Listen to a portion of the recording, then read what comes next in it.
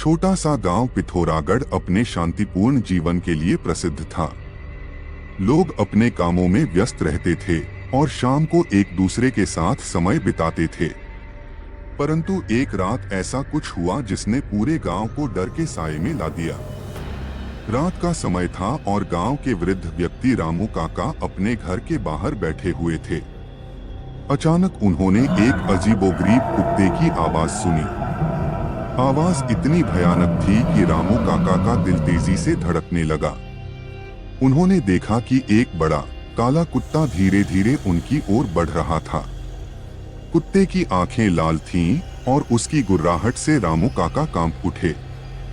वह कुत्ता धीरे धीरे गायब हो गया, लेकिन उसकी मौजूदगी ने रामू काका को बुरी तरह से डरा दिया। अगले दिन गांव के बच्चे खेल रहे थे जब उन्होंने देखा कि वही कुत्ता फिर से दिखाई दिया। बच्चे डर के मारे चीखते हुए अपने अपने घरों की ओर भागे।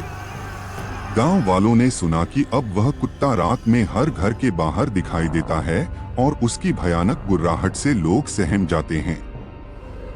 लोग अपने जानवरों को घर में बंद रखने लगे क्योंकि कुछ जानवर अचानक गायब हो रहे थे। गांव में हर कोई डरा हुआ था। एक रात गांव के मुखिया ने हिम्मत जुटाकर उस कुत्ते का सामना करने का निर्णय लिया। वह अपनी बंदूक लेकर बाहर निकला, लेकिन कुछ ही देर बाद उसकी चीखें पूरे गांव में गूंज उठीं। गांव वाले दौड़ते हुए बाहर आए और देखा कि मुखिया घायल अवस्था में पड़ा हुआ था।